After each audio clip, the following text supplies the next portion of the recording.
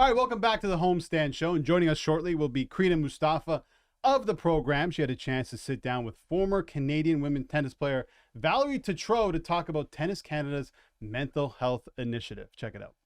Tennis Canada recently announced its partnership with WNBA, Canada's largest mutual insurance company, to continue their mental health initiative, the Mental Timeout. I am now joined by Valeria Tetreault, the first female tournament director of the Omnium Banque Nationale in Montreal, to speak more on this partnership and the initiative. Valerie, thank you so much for joining me. Tell us more about the Mental Timeout initiative now that it's headed into its second year and what this partnership means.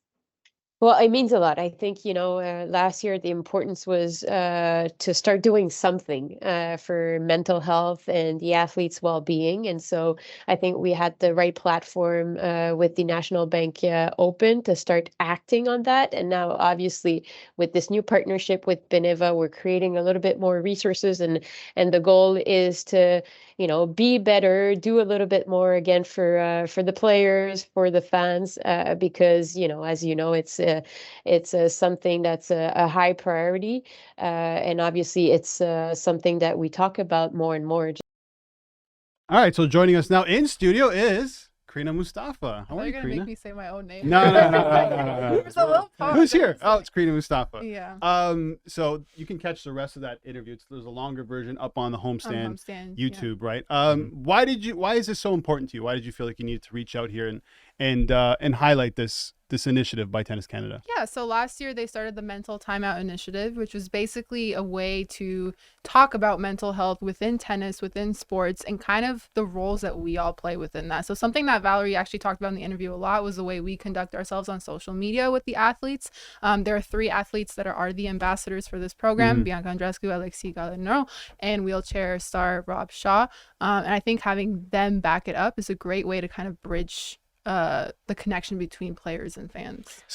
So go ahead. Oh, thanks, James. I was going to say, have you noticed the change in the stigma of mental health, especially in the sporting landscape? I remember DeMar DeRozan came out with it, and Kevin Love came out, and now we're seeing it, of course, in tennis. Just can you speak upon how the stigma of mental health and the notarization of it over the last few years in sports? I think it's become much easier to talk about it. I mean, you're seeing more athletes be vulnerable with us. Even Bianca Andreescu, who took a lot of time off from the tennis tour because of mental health reasons. And I think it's becoming a little bit more normalized where you understand, like, hey, everybody has bad days, even these really star athletes. And so I think having these conversations, these initiatives, these big partnerships are so important in carrying those conversations. Yeah, it's tough. I mean, we're talking Leafs a lot on this show, right? And Mitch Marner and how strong they are mentally, these players, right? And we don't know what they're going through off the ice, off the pitch. But it does seem that women's sport, and particularly tennis, are far more progressive in dealing with it. Yeah, I mean, I definitely, we saw it with Naomi Osaka. Even recently, Amanda Anisimova is taking a break as well. I think they speak about it more. I think part of the partnership with Beneva now is they do have 2 male ambassadors as well. She mentioned that, Valerie mentioned that it's important to recognize that men have mental health issues as well, and that's just as important as women being progressive. Yeah, and this deserves a lot more time to talk about a discussion like this, because I also feel like in all walks of life, everyone's having issues with mental health. And if you look at tennis athletes, and I look at golfers as well, because it's not a team sport, I think they can probably feel like they're on their own island a lot. You don't have anyone to bounce off of, right? And I can understand why Tennis Canada wants to do this. So great on them. Once again, head over to the Homestand YouTube to check out the full piece by Crina Mustafa. Let's transition. The WNBA was announced back in January 18th that the WNBA, it's been that long. I know, will play a game in Toronto, Canada, and it's going down this Saturday. You will be there, and this is like a week-long thing, right? That starts today. I saw there's going to be the statue. The sculpture is going to be out there. There's going to be some player meet and greets as well. So tell us about what's going on this week. Yeah, there's a lot of different events. You can meet some of the players that are coming from both the Chicago Sky and the Minnesota Lynx. I think even Natalie Achanwa is doing something with Sport Check. Yeah. But the statue, actually, the WNBA statue already has a bunch of signatures on the ball. I saw it literally just 5 minutes ago. People are already signing it, which is pretty cool. I'm super excited to be there on Friday when they come practice, and then for the game on Saturday.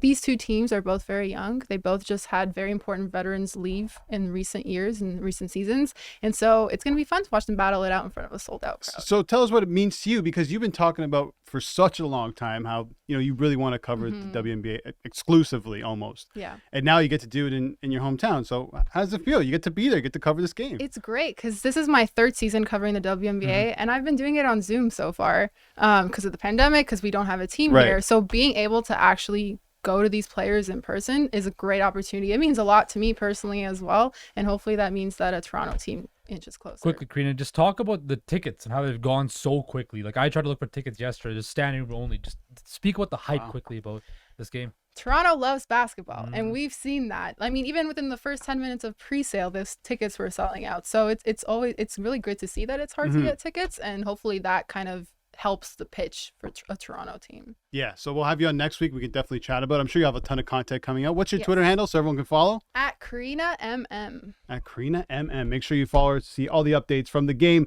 this Saturday. Okay, let's transition to Toronto FC. They got bumped from the Canadian Championships in the quarterfinals by rivals CF Montreal, and it wasn't a great scene over at BMO Field.